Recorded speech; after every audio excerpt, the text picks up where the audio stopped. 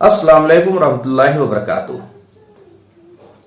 जिस तरह के निगेटिव प्रोपेगेंडा इस्लाम के खिलाफ इंडिया में और वर्ल्ड में चल रहा है, ऐसे वक्त में ऐसी कहानियां जो इस्लाम कबूल करने की या रिवर्ट स्टोरी है, वो हमें जानना चाहिए और इससे हमारा ईमान भी ताज़ा होगा और यकीन भी बढ़ेगा और मोटिवेशन भी मिलेगा।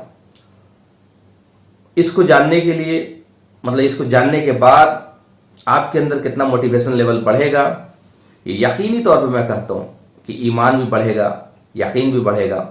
और उसे समझने के लिए आप पूरा वीडियो, कंप्लीट वीडियो देखिएगा। हमें मालूम है कि सबसे ज़्यादा आज के डेट में इस्लाम जो लोग एक्सेप्ट कर रहे हैं वो अमेरिकन हैं और यूरोपियन हैं। ये बहुत बड़ी बात है, बहुत बड़ी बात है, क्योंकि अमेरिकन एंड यूरोपियन को पूरी दुनिया हाईली एडवांस, हाईली एजुकेटेड जानती है और मानती है, और वो लोग बहुत डेवलप कर चुके हैं साइंस एंड टेक में भी, हर चीज में भी। उन लोगों का इस्लाम लाना ये बहुत ही बड़ी बात है। बड़ी बात इसलिए है, इस्लाम बेसिकली समझ में उन्हीं को आता है, ये हिदायत उन्हीं को मिलती है जो लोग गौर फिक्र करते हैं, जो लोग सोचते हैं। उसी सीरीज में एक बहुत बेहतरीन कहानी है डॉक्टर हॉफमैन की। डॉक्टर हॉफमैन जर्मनी में पैदा हुए और उनकी एजुकेशन अमेरिका में हुई, लेकिन ड्यूरिंग एजुकेशन 1950s के दौर में उनका एक सीरियस एक्सीडेंट होता है। एक ट्रक ड्राइवर जो ड्रंक था, शराब के नशे में धुत था, उसकी गलती की वजह से, और डॉक्टर हॉफमैन बुरी तरह सीरियसली इंजर्ड हो जाते हैं। उनके 19 दांत टूटते हैं, जॉ फ्रैक्चर हो जाता है, लोअर हिप फ्रैक्चर होता है। मतलब वो बचने के लायक नहीं थे। मिरेकलसली अल्लाह ने उनको जिंदगी दी, और उसी वक्त किसी डॉक्टर ने उनसे कहा भी कि आप जरूर, अल्लाह ताला आपसे कोई बड़ा काम, गॉड आपसे कोई बड़ा काम लेना चाहता है। तो इस एक्सीडेंट से उनके अंदर शराब से और शराबियों से सख्त एलर्जी हो गई, नफरत हो गई। उनको लगने लगा कि अगर लोग शराब ना पिए तो कितने लोगों की जान बच सकती है। शराब पीने की वजह से ऐसे एक्सीडेंट होने के और भी रीजन है, लेकिन सबसे ज्यादा जो रीजन है रोड एक्सीडेंट का, वो शराब एक बहुत बड़ा रीजन है। तो उनको इनसे भी बहुत नफरत हुई। डॉक्टर हॉफमैन एमए थे, उन्होंने लॉ में एमए किया था, और वो पीएचडी थे म्यूनिख यूनिवर्सिटी से ज्यूरिस्प्रूडेंस में, डॉक्टरेट उन्होंने ज्यूरिस्प्रूडेंस में किया था। जब उनकी पोस्टिंग अल्जीरिया हुई एज ए एम्बेसडर के रूप में, तो वहां उन्होंने जो मुसलमानों का एटीट्यूड देखा, बिहेवियर देखा, उनका कल्चर देखा, उनका पेशेंस देखा ड्यूरिंग द एडवर्स कंडीशन, वार की कंडीशन में, वो बड़ा उनके लिए सरप्राइजिंग था।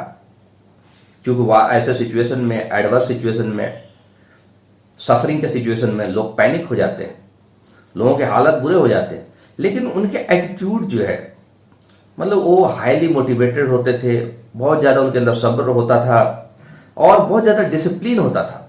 रमज़ान के महीने में उन्होंने उनका डिसिप्लिन देखा, तो ये चीज़ें उनको अंदर से एक क्यूरियोसिटी पैदा कर दिया इस्लाम को जानने के लिए कि भाई आखिर इस्लाम है क्या।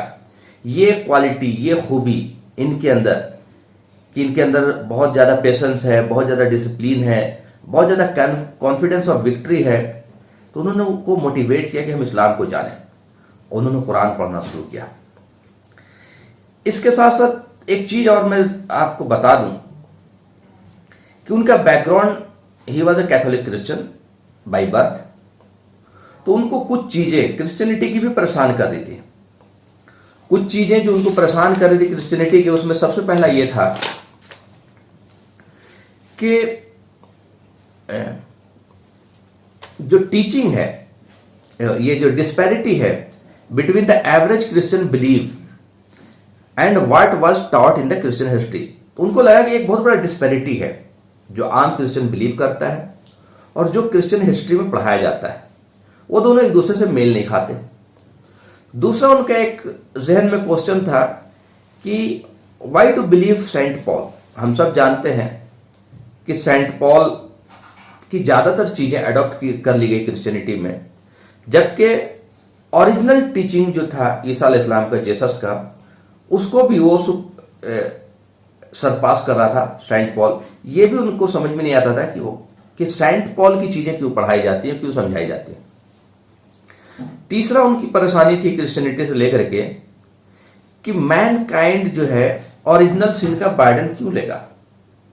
मतलब जो क्रिश्चियनिटी में फिलॉसफी है कि ओरिजिनल सिन जो आदम अलैहिस्सलाम के जरिए हुआ, तो उसका जो कैरियर है वो सारा ह्यूमन काइंड है, ये चीज भी उनको कभी सही नहीं लगा।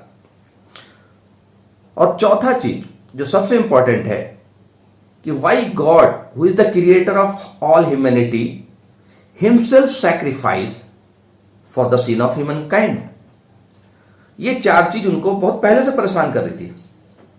इधर वो अल्जीरिया गए, मुसलमानों का बिहेवियर देखा, उनका एटीट्यूड देखा, उनका अखलाक देखा, उनका कॉन्फिडेंस लेवल ऑफ विक्ट्री देखा, उनका डिसिप्लिन देखा, सफरिंग के दौरान उनका पेशेंस देखा, और उस चीज ने उनको मोटिवेट किया कुरान की तरफ कि हम देखते हैं कुरान जो है क्या कहती है। तो कुरान में चूंकि अल्लाह ताला को कुरान है ही सारी इंसानियत की हिदायत के लिए, और हर इंसान के जहन में जो भी सवाल हो उसका जवाब कुरान में मिलता है। तो जब वो पहुंचे सूरह नंबर 53 और 38 में, और उसमें उनका जवाब था कि न बाप किसी बेटे का गुनाह कैरी करेगा, न कोई इंसान किसी इंसान का गुनाह कैरी करेगा। ये उनके सवालों का जवाब था जिससे वो परेशान थे। तो बड़ा हैरत हुआ उनको। फिर और उन्होंने कुरान पढ़ना शुरू किया, और अल्टीमेटली वो जो है उन्होंने इस्लाम एक्सेप्ट कर लिया। इनकी कहानी बहुत इंटरेस्टिंग इसलिए है कि क्रिश्चियन वर्ल्ड में एक अच्छी बात यह है कि वहां लोग, उनके न घर वाले नाराज होते हैं, न ही आम सोसाइटी नाराज होती है, और न ही गवर्नमेंट नाराज होती है। उन्होंने ओपनली डिक्लेयर कर दिया आई एम ए मुस्लिम। और जबकि वो डिप्लोमेट थे, वो बहुत बड़े पोस्ट को होल्ड कर रहे थे। इवन वो 1993 में नेटो के डायरेक्टर भी रहे।